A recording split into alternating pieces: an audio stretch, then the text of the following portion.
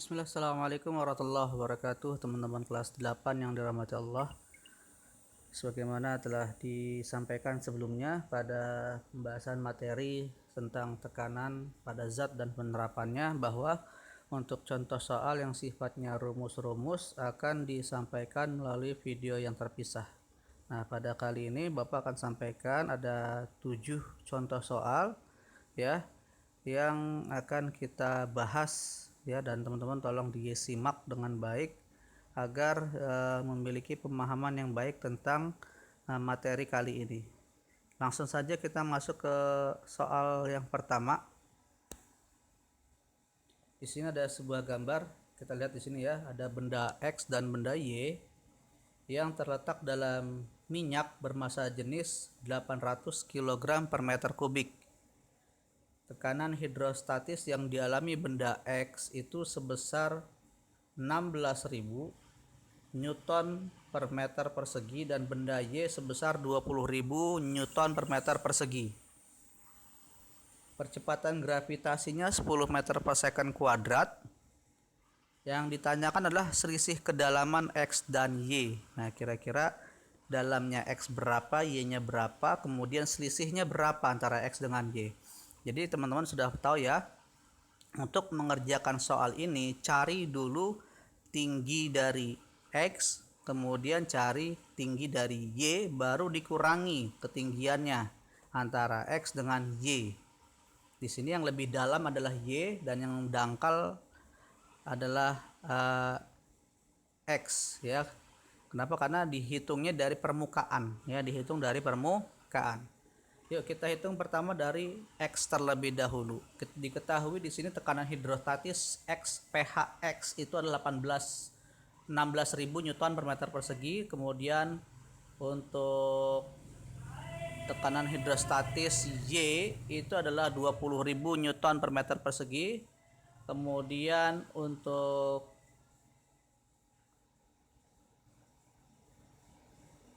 massa jenis dari minyak itu 800 dan gravitasi 10. Ditanyakan adalah selisihnya delta H ya. Maka kita cari dulu masing-masing ketinggian X, kemudian tinggi dari Y ya. Dengan cara ingat tekanan hidrostatis rumusnya adalah rho dikali G kali H. Maka di sini dicari adalah H-nya. Kita masukkan untuk yang X. Pertama adalah tekanan hidrostatik X adalah 16.000 sama dengan rho-nya 800, G-nya 10 dikali HX ya. 800 kali 10 jadi 8.000. Kita coret nolnya 3 ya, sehingga menjadi 16 dibagi 8, yaitu kita dapat 2, yaitu kesatuan dari kedalaman adalah meter, maka 2 meter. Kemudian untuk yang Y sama rumusnya rho GH, yang dicari adalah H pada Y, maka 20.000 sama dengan 800 dikali 10 dikali HY. Maka menjadi kita coret nolnya 3 ya, menjadi 20 dibagi 8, jadi 2,5 meter. Berarti tinggal kita hitung ya, bahwa selisih kedalamannya adalah 2,5 dikurang 2, yaitu 0,5 meter. Ya, mudah-mudahan teman-teman paham ya angka-angka ini asal dari mana. Nah, kalau belum paham silakan diulangi dulu videonya. Kita lanjutkan ke soal nomor 2. Kita lihat di sini ada benda 1, massanya 96,5, volumenya 5, benda 2 272, volumenya 20, benda 3 118,5, volumenya 15. Jika ketiga benda dimasukkan ke dalam bejana berisi raksa yang massa jenisnya 13,6, maka posisi benda-benda yang benar dalam bejana tersebut ditunjukkan oleh gambar berapa? Ya, kira-kira apakah A ya gambar 312, kemudian B itu ada 132, C 213 dan D 321. Manakah yang benar? Maka untuk menentukannya kita bisa menentukan dengan menghitung massa jenisnya terlebih dahulu. Ya, menghitung apa? Massa jenis masing-masing benda terlebih dahulu. Kita hitung massa jenis benda 1. Massa jenis rumusnya adalah massa dibagi volume, M per V. Massanya yang pertama 96,5 dibagi 5, dapat angka 19,3. Kemudian massa benda 2, massa jenis benda 272 dibagi 20 dapat 13,6, dan massa jenis benda 3 118,5 dibagi 15 dapat angka 7,9. Dari sini diketahui bahwa benda satu itu akan tenggelam. Kenapa? Karena massa jenisnya lebih besar daripada massa jenis dari air raksa. Ya, jadi kalau benda jika massa jenisnya lebih besar dari massa jenis benda cairan tersebut, maka dia akan tenggelam. Sedangkan benda kedua dia akan melayang. Kenapa? Karena massa jenisnya sama dengan massa jenis dari raksa, dan massa benda satu itu akan terapung. Kenapa? Karena massa jenisnya lebih kecil dari massa jenis zat cairnya. Maka di sini yang di atas pasti adalah 3, kemudian yang di tengah adalah 2, dan yang di bawah adalah 1. Berarti jawabannya 3, 2, 1, yaitu yang D ya. Mudah-mudahan paham ya. Kalau belum paham silakan diulangi ya supaya lebih paham. Seekor ikan berada pada bak air seperti pada gambar. Jadi dari atas sampai bawah sampai dasar itu 140 cm, dan ikan ini berada 60 cm di atas dasar ya, di atas dasar. Nah, jika massa jenis airnya 1000 kg per meter kubik dan percepatan gravitasinya 10 Newton per kilogram, tekanan hidrostatis yang diterima ikan itu adalah, nah di sini kita tentukan, ingat ya, tekanan hidrostatis rumusnya adalah pH sama dengan rho kali G kali H. Rho-nya sudah ada 1000, kemudian G-nya 10, kemudian H-nya kita hitung itu adalah dari atas sampai ke titik ikan ya. Jadi 140 dikurangi 60. Jadi kalau yang disebut sebagai kedalaman itu dihitung dari permukaan ya, dari permukaan. Jadi 140 dikurang 60, 80 cm. Kita ubah ke satuan meter menjadi 0,8 meter. Baru kita masukkan rho kali G kali H ya. Menjadi 1000 kali 10, 10.000, kemudian dikali 0,8 ya. Kita coret nolnya 1 ya, kemudian komanya kita hilangkan menjadi 8. 8 kali 1000, 8.000. Berarti tekanan hidrostatisnya adalah 8.000 ya. Jika belum paham diulangi lagi ya. Kita lanjutkan ke soal nomor 4. Nah, nomor 4 ini ada 2 jenis soal. Ini sama-sama soal tentang bejana berhubungan. Ya, tentang soal bejana berhubungan. Tadi itu soal tentang tekanan hidrostatis, yang ini soal tentang bejana berhubungan. Ya, bahwa di situ berlaku rumus ya, rho 1 kali H1 sama dengan rho 2 kali H2. Sebuah bejana diisi air, kemudian dituangkan minyak di kaki lainnya hingga tinggi minyak 20 cm terhadap garis seimbang. Berapa tinggi air terhadap garis seimbang jika massa jenis air 1 gram per cm kubik dan massa jenis minyak 0,8 gram per cm kubik. Diketahui H2 sama dengan 20 cm, rho 1 1, rho 2 nya 2. Ditanyakan H1. Ya, di sini langsung diputar ya rumusnya. Asalnya adalah rho 1 kali H1 sama dengan rho 2 kali H2 ya. Kemudian maka menjadi H1 putar ke arah samping ya, menjadi rho 2 kali H2 per rho 1 ya, seperti itu posisinya. Sehingga 20 kali 0,8 dibagi 1 jadinya 20 kali 0,8 saja, yaitu 16 cm.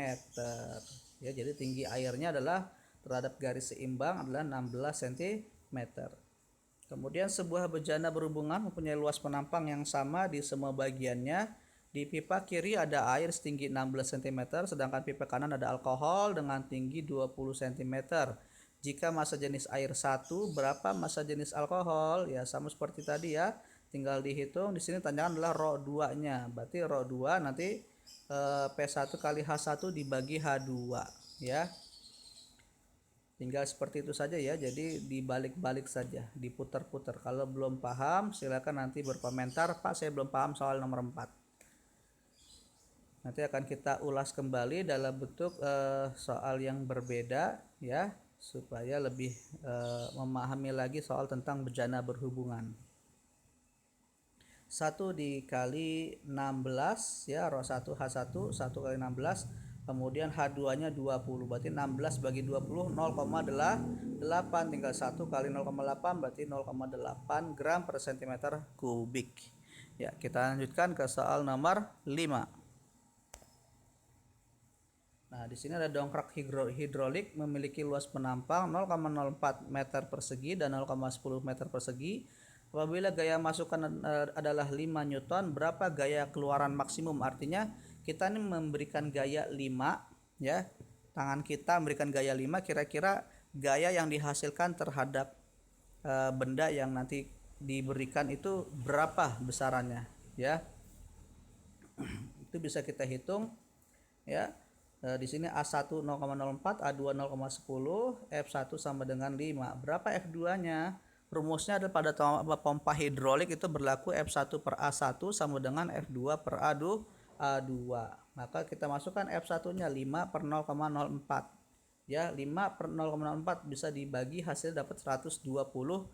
Bagaimana cara menghitungnya? Kita bisa dengan cara ini kan bilangan desimal, 0,04 kita ubah menjadi bilangan bulat ya, dengan cara kita kalikan 100 ya.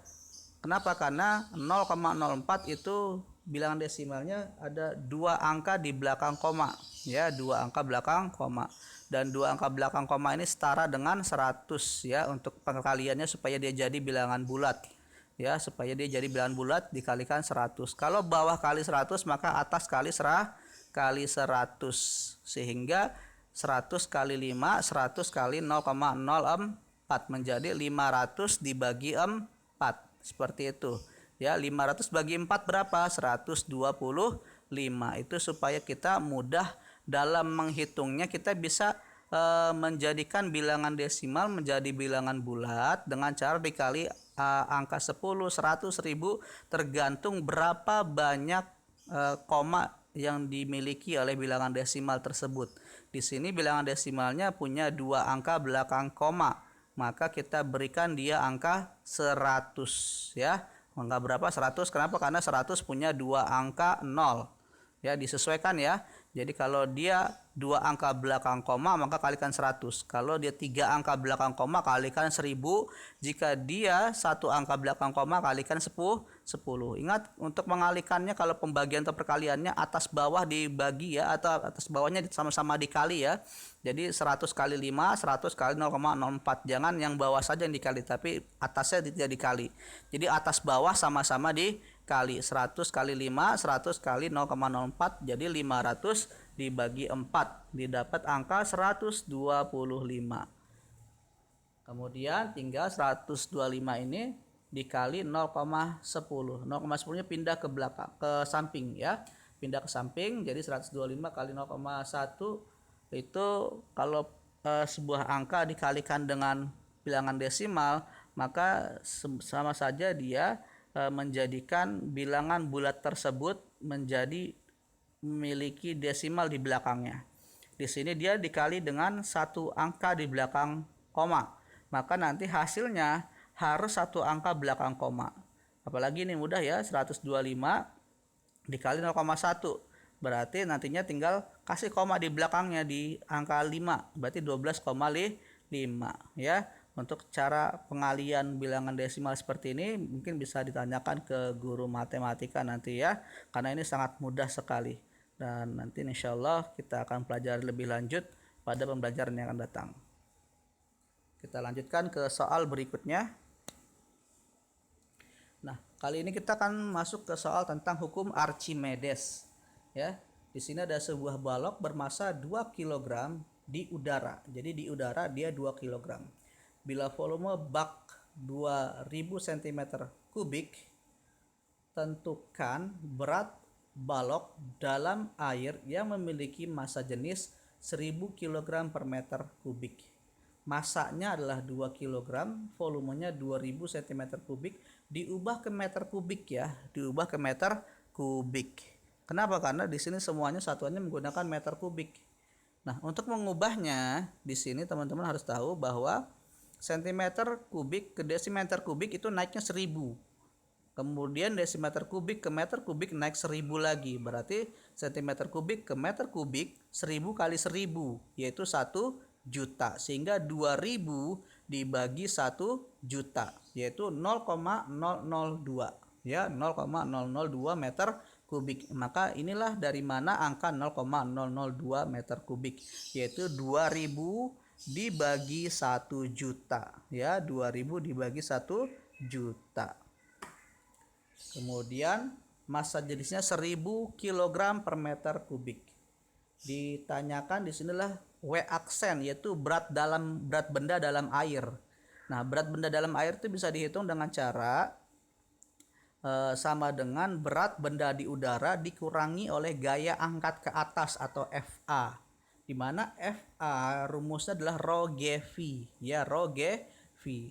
Maka kita hitung di sini W aksen sama dengan M kali G, yaitu massa kali gravitasi dikurangi rho kali G kali V. M-nya tadi sudah ada 2 kali G 10 berarti 20. Kemudian rho-nya 1000, G-nya 10, kemudian V-nya 0,002. Nah, kita tinggal tadi pelajari ya bahwa untuk perkalian desimal di sini 0,002 itu punya 3 angka belakang koma. Maka jika dikali dengan angka 1000 maka dia akan menjadi bilangan bulat. Maka 1000 kali 0,002 itu nilainya adalah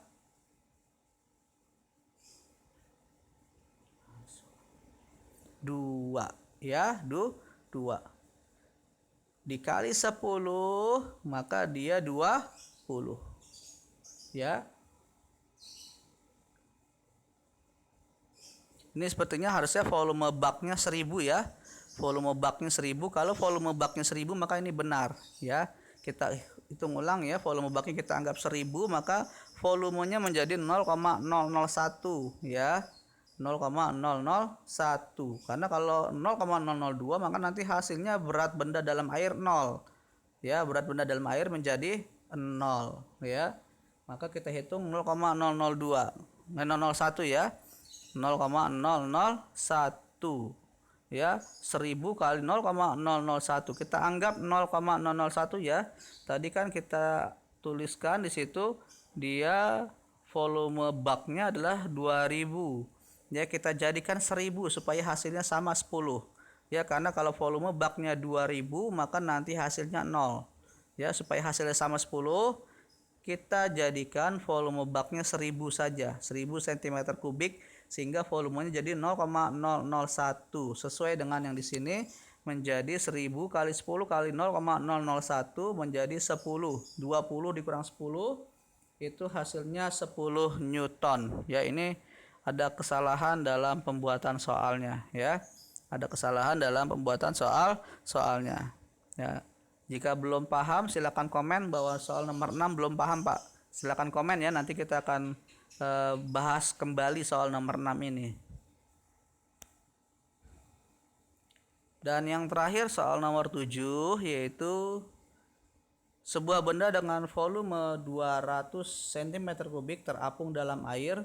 Massa jenis benda dan massa jenis air berturut-turut 0,8 dan 1 gram per cm3 ya. Di sini dia menggunakan satuan cm3, berarti kita tidak perlu mengubah ke satuan lain. Kenapa? Karena massa jenisnya cm3, kemudian juga volumenya cm3. Nah, volume benda yang muncul di atas permukaan air. Jadi ada volume benda yang di dalam air, di bawah air, ada volume yang di atas air. Yang ditanyakan adalah volume yang di atas air.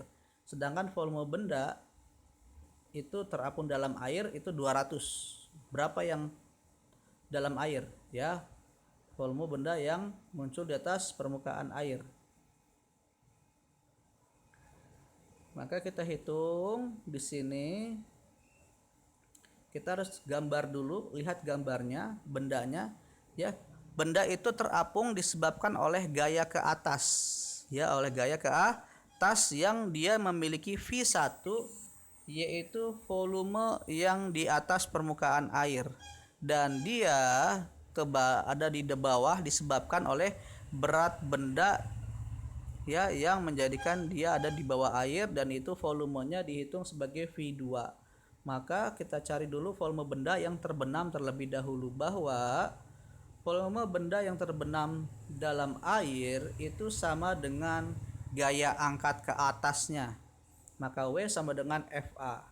Di sini rho GV benda sama dengan rho GV zat cair. Tinggal dihitung gravitasinya dianggap sama ya. Maka kita coret gravitasinya. Maka menjadi V2 dikali rho benda sama dengan V2 kali rho zat cair.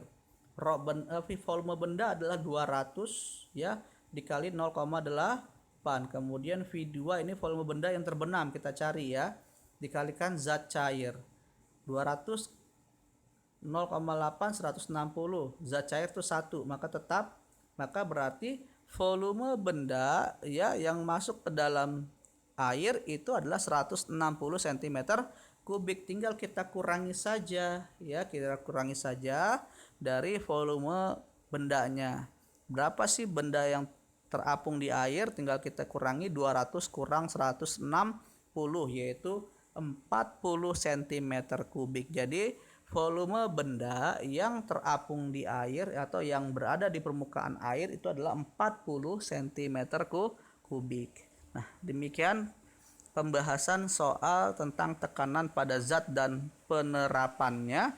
Jika ada yang belum dipahami, silakan berkomentar di kolom komentar soal nomor berapa saja yang belum paham.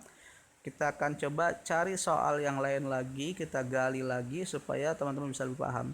Tapi sebelum bertanya, tolong diulangi dulu ya, videonya diputar ulang supaya lebih paham. Nah, terima kasih teman-teman. Assalamualaikum warahmatullahi wabarakatuh.